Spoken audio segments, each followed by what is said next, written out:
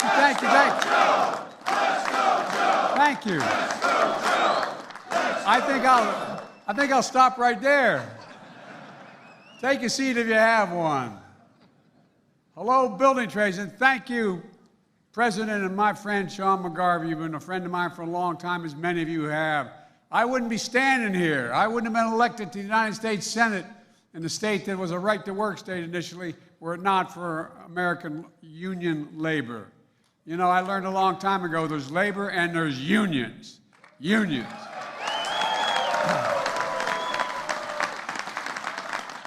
And I want to congratulate my former Secretary of Labor, Marty Walsh.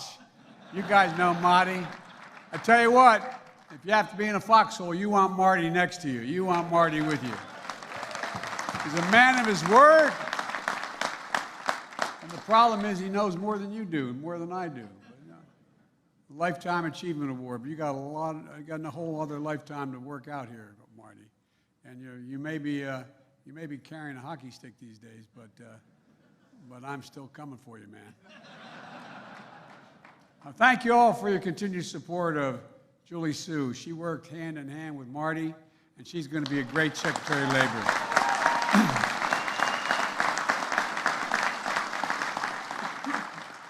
So good to see you guys. This feels like coming home, you know? Well, you know, I'm here because there's no better place to talk about the progress we've made together. And wouldn't have been made without you, and that's not hyperbole, that's a fact. Our economic plan is working. We now have to finish the job, but there's more to do. And you're leading the way, shovels in the ground, cranes in the air, factories opening, all those jobs, meaning we created. The IBEW jobs, iron workers, boilermakers, teamsters, laborers, bricklayers, masons, plumbers and pipe fitters, painters, plasterers, roofers, operating engineers, steel and metal workers. My economic plan, as McGarvey said, is blue-collar blueprint to rebuild America, and that's what we're doing, rebuilding America. And I make no apologies. I make no apologies for being labeled the most pro-union president in American history. I'm proud of it. I'm proud of it. I really am.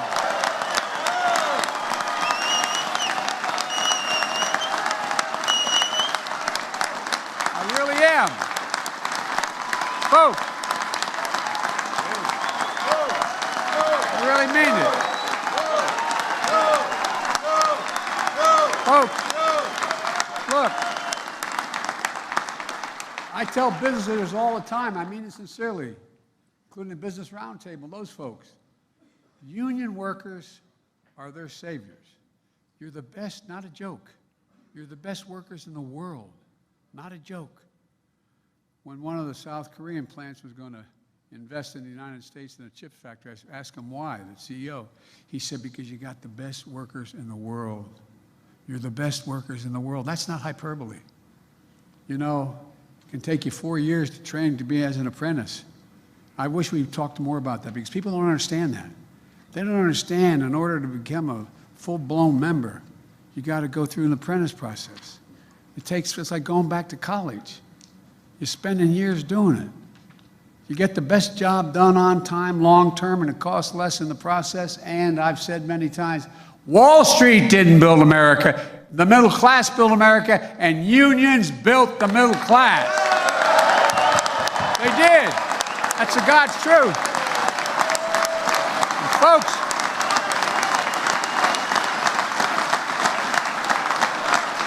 and the good news, is, even some of our corporate friends are figuring this out. That you built the middle class. And folks, we've created more than 12 million new jobs, more jobs in 2 years than any president created in a 4-year term, because of you. Because of you. The unemployment rate is 3.5%, near a 50-year low. An all-time record for construction jobs, nearly 800,000 manufacturing jobs, the fastest growth in 40 years.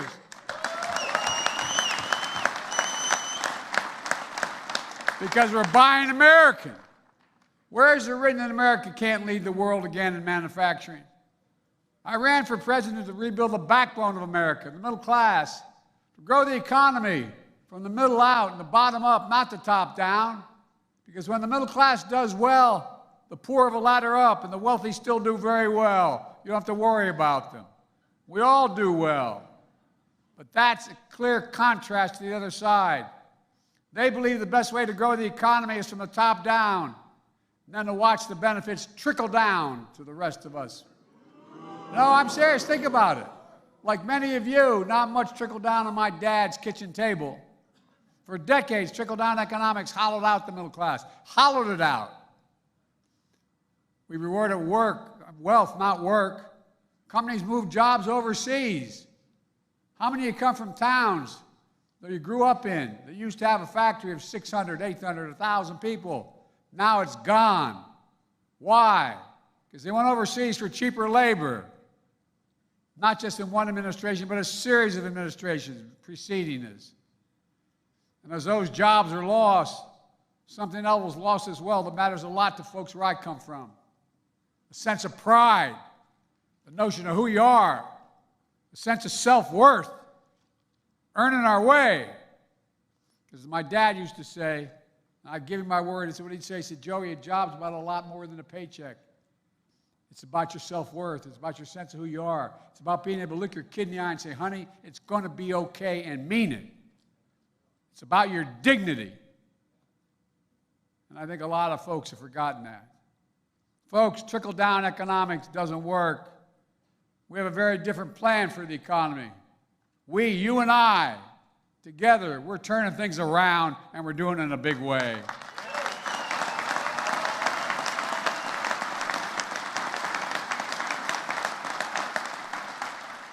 One of the first things I did as president was sign the American Rescue Plan, which helped save the nation from the pandemic, vaccinated millions of people.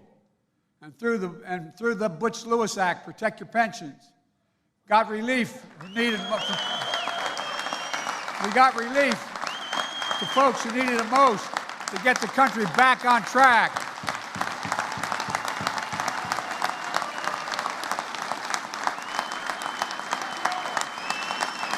They didn't think we could do it.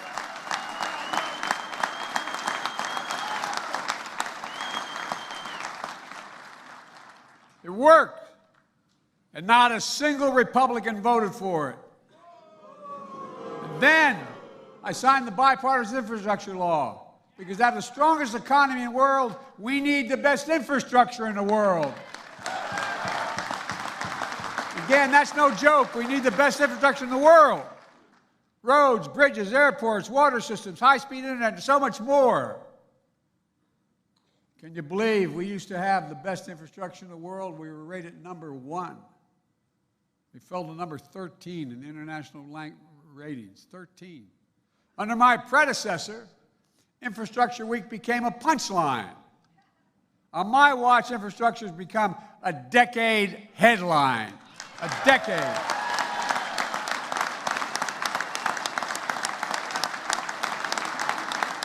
And that's where you all come in. No, really.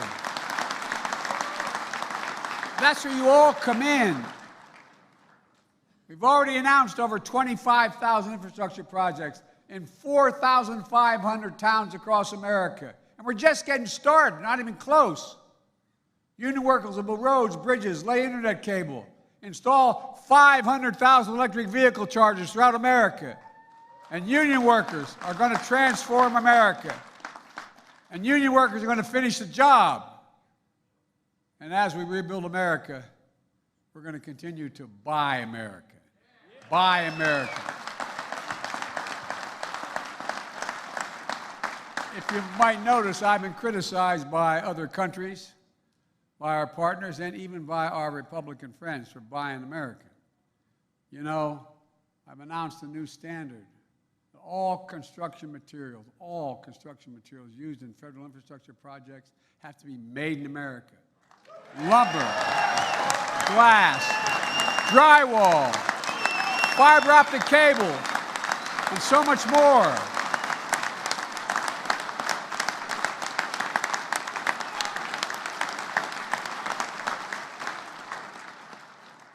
President, I get to pick projects. I get to fund projects from the money that we get from the Congress. Every federal project is going to be built by American workers, using American products, creating American jobs. But both people didn't know. I didn't know it, to be honest with you, 8 years ago.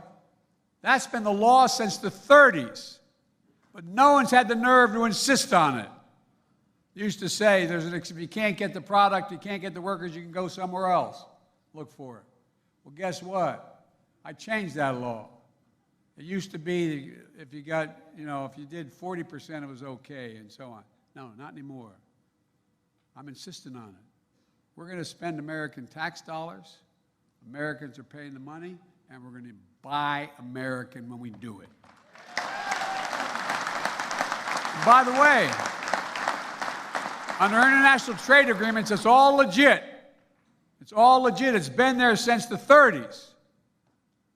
Decades ago, the United States used to invest 2% of our gross domestic product, everything in America, 2% on research and development, allowing us to lead the world in major fundamental changes in research and development. Today is 0.7, less than 1%. We used to rank number 1 in the world in research and development. Now we rank number 9. China was number 8 decades ago. Now China's number 2, and other countries are closing in. This is not about good or bad other countries. It's about competition. It's about competition. That's why, with your help, I designed and signed the CHIPS and Science Act. I asked the CEOs this question. When the United States invests, and I really did, not a joke, I asked them, Marty remembers, I asked them, when the United States invests considerable resources in a new enterprise, in a new business, are they much more likely or much less likely to get in the game? And the answer is overwhelmingly yes, it matters. They get in the game when the United States of America makes a judgment what they're going to invest in. That's how we're bringing key parts of our supply chain back to America, like semiconductors. Folks, look, think how many people had no idea what the heck a supply chain was. No, I'm serious. You said 2.5 years ago, well, the supply chain, people look at, really bright people. Look at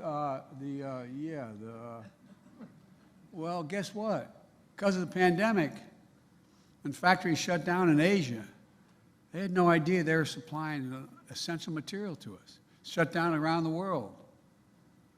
These small computer chips, the size of a fingertip, they affect nearly everything in our lives. Our cell phones, automobiles, refrigerators, sophisticated weapon systems, everything. America invented these chips. We made them smaller, faster, and more powerful. But over time, we went from producing 40% of the world's chips down to producing just 10% of them, despite leading the world in research and design. We saw what happened during the pandemic when the global economy came to a halt. Overseas factories that made these chips shut down, driving up the cost for everyone around the world, but particularly American families. A lot of you know this, but every new car built needs at least as many as 3,000 of these chips. During the pandemic, that's the reason car prices skyrocketed. And in some cases, new car production shut down because the chips were in short supply. But now, the private sector, at home and abroad, are investing over $400 billion in advanced manufacturing and clean energy here in America.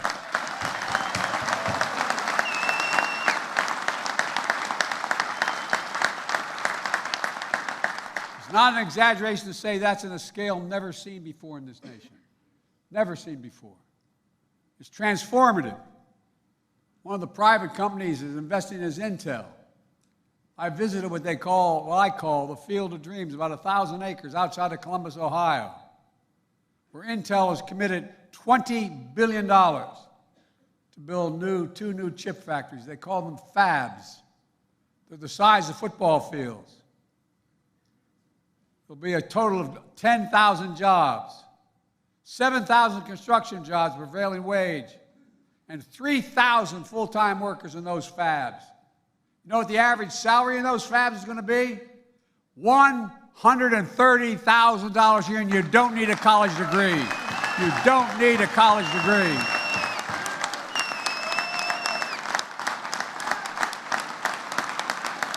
It's about time.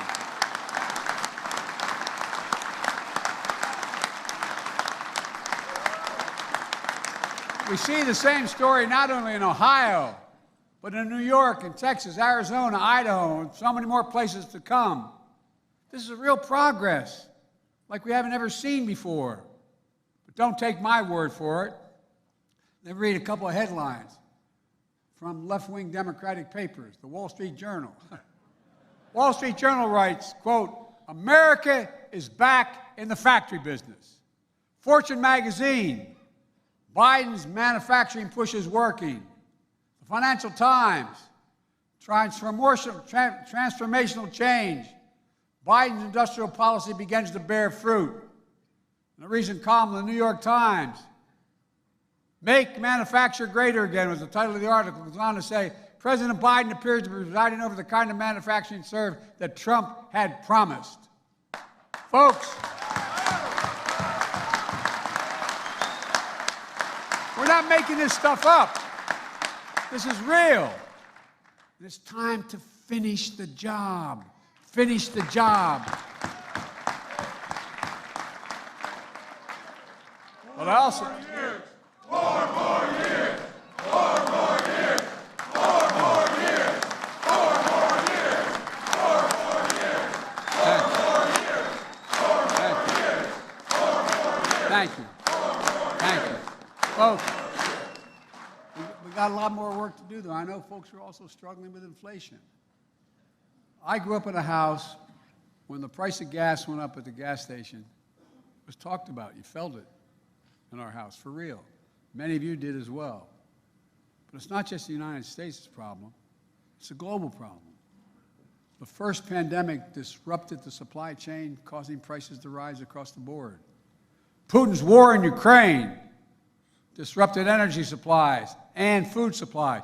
There's millions of tons of grain in Ukraine. They blocked its access to the rest of the world. Through our policies, the pace of inflation has been coming down now for 9 months in a row, but there's more to go. It's slowed by 45%, but we have more to do. The way I think about it is the way my dad used to talk about it around the table. I mean it sincerely. Is how much is left at the end of the month in the total income you have to pay after you pay all your bills of every kind?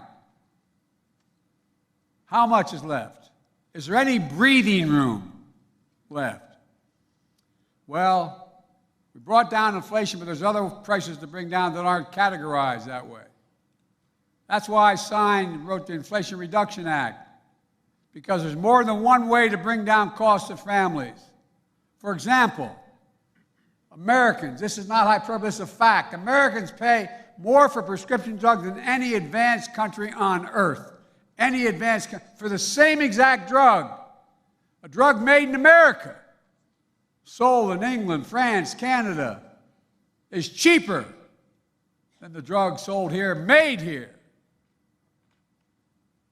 I've been fighting Big Pharma, to allow Medicare to be able to negotiate prices for a long time. These pharmaceutical companies.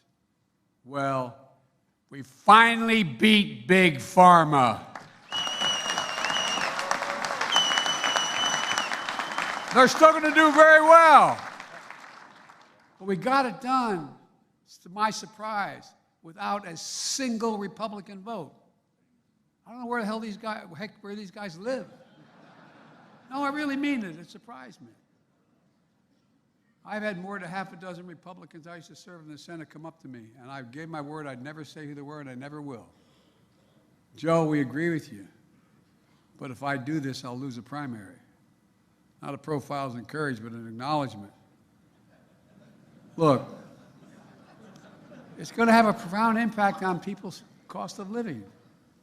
How many of you know someone with diabetes? Raise your hand. Oh, 1 in 10 Americans has diabetes. Millions of these diabetes patients need an insulin just literally to stay alive, not a joke. Insulin has been around for 100 years. The guy who invented it wouldn't put a patent on it because he wanted to be made available to everybody.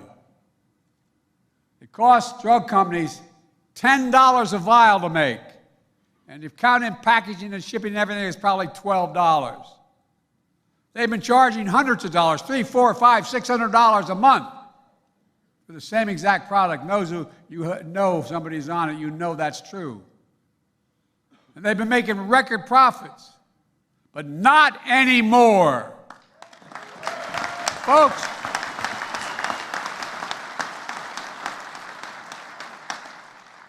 the law we passed capped the cost of insulin at $35 a month for seniors on Medicare. Now, guess what? That is 300 and some % increase in what it cost them to do it. It's not like they're being cheated. $35 is something that cost you 10 to make. And at the time I did it, I also included everybody, not just folks on Medicare. But we didn't get the votes. We lost a couple Democratic votes. We didn't get it for everybody, only seniors. Well, I'm coming back to make sure every single American who needs it is only have to pay $35. Everyone.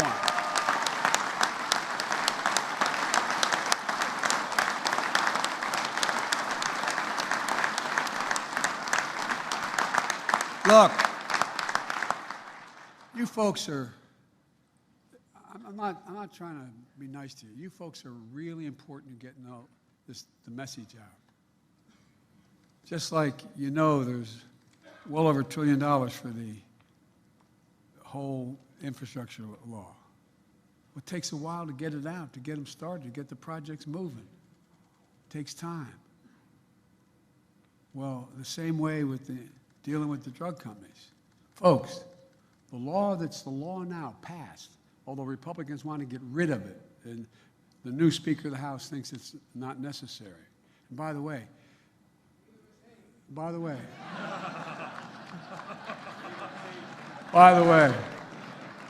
the fact is that this law on prescription drugs saves the government $168 billion. It doesn't cost the government, it saves them. Instead of having to pay out for the drug in Medicare, they don't have to pay that price. They pay the rational price. It's saving the taxpayers' money and saving lives. Next year, the law I pass is going to cap out-of-pocket drug costs for seniors in Medicare. And by the way, a lot of you know people, unfortunately, and I did in my family too, who need cancer drugs and drugs for serious ailments that can be $10,000, $12,000, $14,000, $16,000 a year. Well, next year, the law we already passed, it doesn't kick in until next year, next January. The most they ever have to pay, no matter what their costs are, is $3,500 a year for drug costs. And by the way, the following year, the law requires it to be capped at $2,000. So even expensive cancer drugs that literally cost up to $13,000, $14,000, $15,000 a year, they can't be charged more than $2,000 total. It's going to be a game changer. It's going to save people's lives. But think of, a lot of you have, like me, have lost families to cancer, children, mothers, fathers. Well, you know what it's going to do? In addition to saving lives, it's going to give people some peace of mind. How many of you know when your mom or dad didn't want to tell you what they needed? Didn't want to tell you how much it's going to cost? Didn't want to tell you if in order to do it they're going to have to sell the house? Didn't want to say anything. It goes back to, maybe it's the Irish of it, but it's all about dignity. It really is about people's dignity.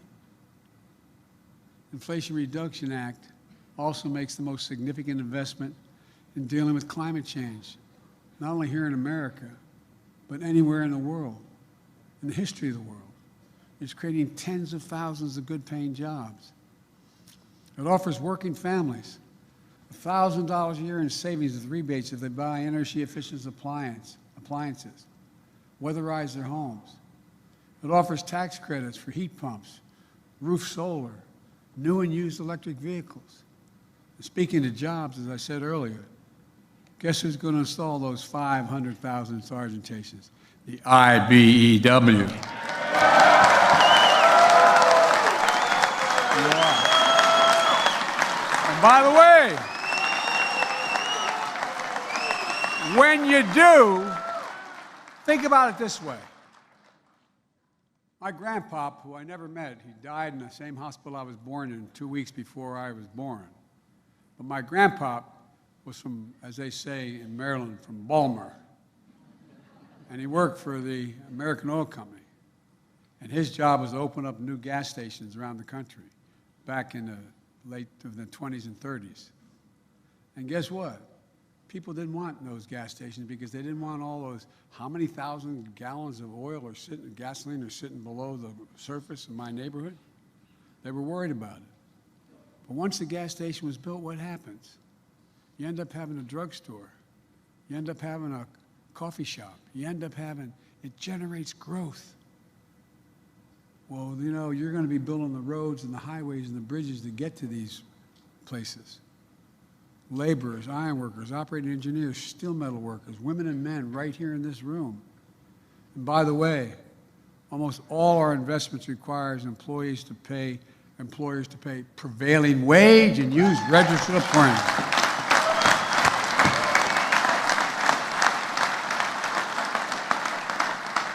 Folks, again, this is truly to my surprise, not a single Republican voted for the law. And now they want to repeal used parts of it, including the clean energy jobs and the union jobs. You think I'm, you know, if you didn't think, if it weren't so prevalent around in the news, you'd probably think I'm making it up. It's hard to make up. We've made all this progress while being fiscally responsible. Let me be clear.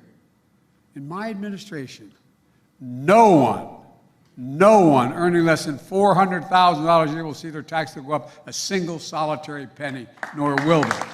No one. Because I don't want any excuses. As a matter of fact, my first 2 years in office, I've lowered the deficit by a record $1.7 trillion. Lowered the deficit, the debt. A simple reason for that. We thought maybe people should start paying their fair share. The Inflation Reduction Act is going to bring down hundreds of billions more in decades ahead, bring the cost down. We're doing all this by making the biggest corporations just begin to pay part of their fair share. Just pay your fair share. Pay at least something. No. True. Let me ask you this. Anyone in this room think the existing tax system is fair? No. You got it, man. You got tired of hearing me talk about it, but in 2020, 55 of the Fortune 500 companies paid zero in taxes with income profit of $40 billion. Paid zero. And people thought I was either exaggerating or they just didn't think it's true. But it's wrong to have that occur. So I instituted a horrible tax on these guys. 15%. That's less than y'all pay. And guess what? I've also proposed. We've gone from 700 billionaires since the pandemic to about 1,000 billionaires in America. You know what their average tax is? EIGHT, 8%. So I think there should be a minimum tax for billionaires.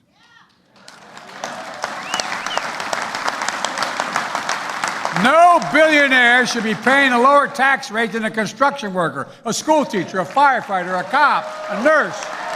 I mean it. It's wrong. It's simply wrong.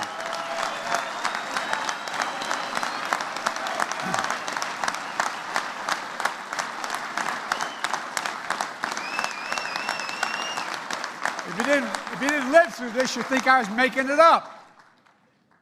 And meanwhile, guess what my mega Republican friends in Congress are up to? The Speaker of the House went to Wall Street last week, proposed huge cuts in important programs, cut all discretionary spending by 22%, including ones I've just named. Programs millions of working and middle-class Americans count on. At the same time, he and his MAGA Republican colleagues are pushing some tax giveaways for the wealthiest Americans and biggest corporations. They'd rather see kids and seniors struggle to eat what they need. People on Medicaid lose their health care. Veterans lose access to doctor's visits, and that's part of it, by the way, not a joke. Then cut subsidies to big oil that made $200 billion, and big pharma and the wealthiest corporations. We're not even talking about raising the tax, we just stop the subsidies. The same old trickle-down dressed up in MAGA clothing, only worse. Because this time, they're saying if they get their way, they will if they don't get their way, if Biden doesn't agree with them and agree to all the cuts and these tax increases for others, working people, they're going to let the country default on its debt. This is a debt that took over 200 years to accumulate. The last administration alone increased the debt by nearly 40% in 4 years. And every single time, they passed the debt ceiling without any question. Default would be totally irresponsible. I mean, it would mean cuts in Social Security, Medicare, higher interest rates for your credit cards, car loans, mortgages. The entire economy would be put at risk. Moody's, you know, that economic operation that comments on the economy, they said the Republican plan would cost us 780,000 jobs. 780,000 jobs.